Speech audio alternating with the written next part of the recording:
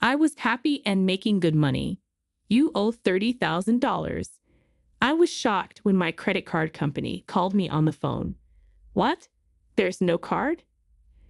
After that, I stopped the payment right away.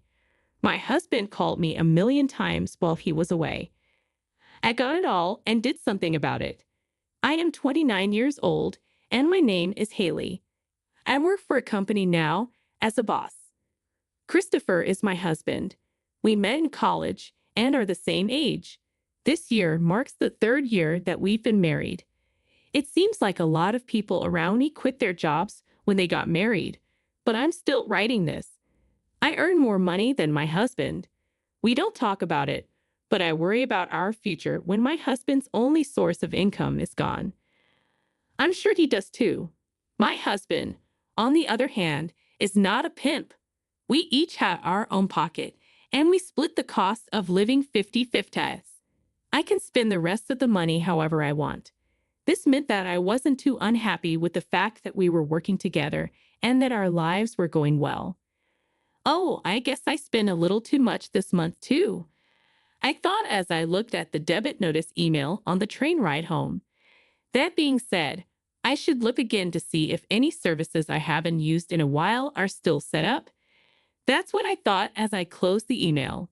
That time will probably never come. I couldn't remember the password to get to the page where I could see my credit card bills. It's tough to find the drive. I can't get through to the help center. On the world's end, why should people who are working call the call center when it's only open from 9 a.m. to 7 p.m., Monday through Friday? There's no doubt that the lines are long at lunchtime. I'm still signed up for a service, though, so I should be okay. In other words, the call center will call you if the monthly amount is more than $10,000. You're not wrong when you say that this confidence that everything will be okay has made me less likely to call the call center. But shopping online takes my mind off of work worries. When I opened the package and saw the package inside, I felt better, but only for a short time.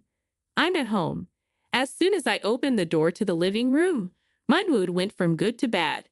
There are socks on the ground and empty cans on the table. There was a phone and a sweater on the couch. No, is that my husband in a sweatshirt? Yes, my husband doesn't clean the house at all when he gets home. Instead, he is purposely destroying the house. I point my phone at the couch and say, "Hey, socks and empty cans." This is what I get. It's just a small thing to throw away and wash.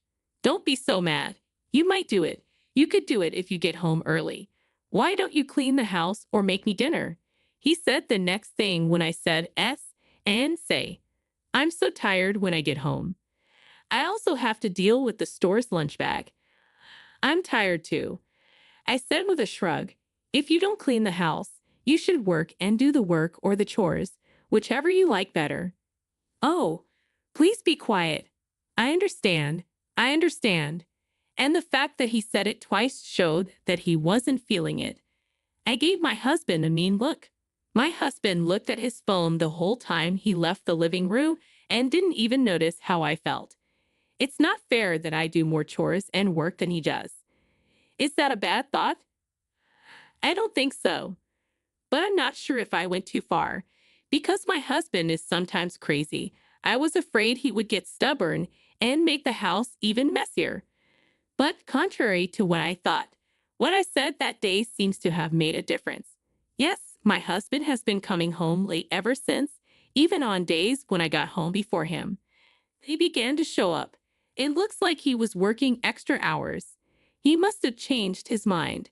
Because I was so happy, I worked harder than ever on my tasks. My husband is busy, so I have to clean the house. I didn't think about the fact that my husband was doing that at the time. Yes, it's Christopher's room. He hasn't cleaned it in a while, and that day I got home before my husband did. It had been a while since I had been in his room. As expected, there were a lot of empty bottles and cans lying around. Throw this stuff away. Oh, even on the bed. Then I looked at the bed and thought, what is this? There was a package wrapped in gift wrap. That bag was my favorite brand. I had to shine a light on it because I couldn't see it well. Oh, could it be my birthday present? Yes, my birthday was the following week, even though it hurt. I chose to act like I hadn't seen the package and leave it alone. But on my long-awaited birthday, the box never showed up. Hey, do you know what day it is today? Oh, it's your birthday, right? Yes. Did you forget? No, I remember, she said. Aren't you happy about something? Didn't I give it to you last year? What did you do? You know, you're old enough to be honored. My husband spit that out without a care in the world and went to his room. Then what do you mean? It was that box that made me feel uneasy from that day on. Right then, something took place. My husband said all of a sudden, "This is it. I'm going on a work trip to another country next week." What? A business trip to another country? Had to raise my voice. That's not how I remember your business being. You've never been on a business trip outside of the United States, let alone within the country, have you? Then my husband said, "They gave me this assignment because I've been doing well and deserve it." Oh, you mean? He told me I could believe him if I hadn't seen the box, but I couldn't accept what my husband said at that time. I was scared to go into his room on the day of his business trip after seeing him off early in the morning. I then checked under the bed. There wasn't a package there. I was sure. This isn't a business trip abroad, right? I was able to move my heavy body to work with this feeling in my heart. I was still not in a fit state to do any work, though. Several times, my hand stopped. I kept thinking about my phone and what my husband had said and done. Hey, are you okay? What? You look like your mind is not in your body today. I asked. Oh, yeah. I just didn't get enough sleep. As I made this light-hearted excuse, my phone started shaking. On the screen, a strange number was shown. It's not often that I answer a call from a number I don't know, but I had a bad feeling about this one, and did. I'm sorry. I need to go for a while. Yes, ma'am. I took the phone outside and hit the answer button. It was the credit card company's call center. I kept telling myself, oh no, it's not my husband, and oh well. I need to give out my password and a lot of other things were all going through my mind at the same time. What the heck was the job requirement? The person who answered the phone gave me the answer right then and there. This is our debt protection service calling because you have settled more than $10,000. $10,000. I was shocked by what I heard, but what the operator said next made me hold my breath even more. Yes, it costs $30,000, I said. That's not possible. Wait a second. I quickly went back to work and looked in my wallet. It was no longer there. That's the card I meant to put there, she said. I put my phone back in my ear. Pardon me, may I halt that transaction? Yes. I think it's still true, so you can stop it. Thank goodness. It made me feel a little better. No, that's not the end of it. I kept going. And please take care of the stolen card. Right now, I don't have my card with me. I said, yes, sir, I will do it right away. Even though I didn't understand, I did what the operator asked and was able to finish the process. I then hung up the phone. The heartbeat in my chest didn't stop for a while after I took the phone call. I'm sorry, I'm not ready to talk. I'm not able to work. I'm sorry, but I need to go. Early, it seems my credit card was stolen and almost misused, and I've got a lot of things to deal with. I got off track and called my boss. I had a lot of worry at work, and my boss was okay with me leaving for the day. I grabbed the train quickly, and when I looked at my phone, I saw that my husband had called me a million times. It was like he was saying he was the bad guy. I ran home quickly. I quickly took off my shoes, set down my bag, and went to my husband's room. It was on his desk, so I opened it up and looked at the search history. The first thing on the list that caught my eye was a luxury cruise and a travel plan for two. I wasn't asked to go to that event. I looked at the destination and was sure it was the work trip my husband had talked about. He could no longer call it a work trip. I looked through my old emails. That's it. That's it. The name of the person is written there. Mario. What the heck is this woman? I was going to hit the keyboard out of anger, but instead I looked at what I thought was proof in a rough way. My phone wouldn't stop ringing while I checked. Oh my God, shut up. Oh yes, and while I'm at it, I'll use the password I got from the call center earlier to check my credit card usage history. I went to my page and looked through my records of uses. What? What is it? As I scrolled through, my mouth kept getting wider and wider.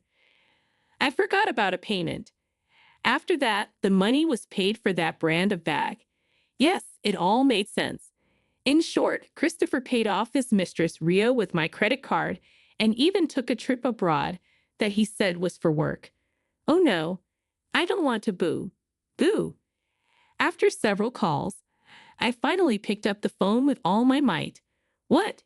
You finally picked up after calling over and over. The credit card doesn't work. When my husband spoke, he was already talking about the card. Whose? When I asked him directly, he mumbled. You ask whose? Yes, but I don't have a credit card. That is, you took my credit card, right? My husband got antsy while I worked. No, that's not theft. I took it from someone. When you're abroad, it's easier to use than cash. When I'm on work trips, I use it for many things. Work trips. That's correct. What if it gets in the way of my work? It was meant to look like my husband was on a work trip, but I told him what I meant. What about a luxury cruise? What? Why do you want to know that? Well, that's business entertainment. A fun time for Rio? Why do you need to talk about Rio? Was she happy with the designer bag? What are you going to say? Did you just call Rio in a nice way? Do you really want to act like you don't know her? What? What do you want to say? I understand everything. I know that you tried to spend $30,000 on a luxury cruise and a vacation package for couples. I also know that you have been using my credit card to pay Rio a lot of money. My husband said twice, as if he wanted to start over. I understand. After I told him what I said. I'm sorry I cheated. I'm sorry, but I can't go home until you activate the credit card. Why are you acting that way? Do you think it will go away if you just say sorry and admit it? And friend, please spend the rest of your life at your resort. My husband was about to say something, but I hung up the phone instead. The phone started booing right away and kept booing. I turned off the call because it was too loud and making me crazy. Finally, the email said that the return trip would be at noon 3 days later. I called the company right away and decided that I would finish everything in 3 days. As a first step, I had to get everything out of the house. It was the second day that I told my in-laws what happened. Took the divorce papers and my husband's computer with me. When my in-laws saw my story and all the proof, they were angry. They said they were sorry and promised to get a divorce, pay me $113,000 in alimony, and return the money he had spent. Then, in no time, it was time for my husband to go back to Japan. I got a call early that evening from my in-laws telling me that our divorce papers had been received safely. To my surprise, my ex-husband had only taken the credit card and not any other money. The woman had given him $30,000 instead. As you might expect, she was very angry. She changed her ticket without permission before the return date and went back to Japan before him. I asked myself why she didn't just take the plane ticket and visa from my ex-husband and leave for Japan. While I was listening to the story, I thought about how when my ex-husband got back to Japan, my things were gone from my house and my phone wouldn't connect. So he ran to my in-laws' house. He got in a lot of trouble there and had to write divorce papers. In other news, the woman is now also asking for her $30,000 back, and the ex-husband is rolling his eyes up into his head. After he paid them back once, They made him live like a junior high school student with a 20-hour curfew while they watched over him until he paid the whole amount back. I finally made a $9,000 claim against the cheating wife after getting information from my in-laws about what had happened and how to reach them. This ended the problem. When I went back to work the next day, many of my bosses and coworkers were worried and called me. "Hey, are you okay? I'll listen to the story if it's okay with you. Say thank you. I'm thankful to work for such a friendly company. Every once in a while, I'll buy you a drink. Let's get a drink. It's really just a game of whining. Thanks a lot." As I drank the beer, I poured all of the past into the center of my mind. I love it. From now on, it looks like only good things will happen. Yes, that's right. Haley,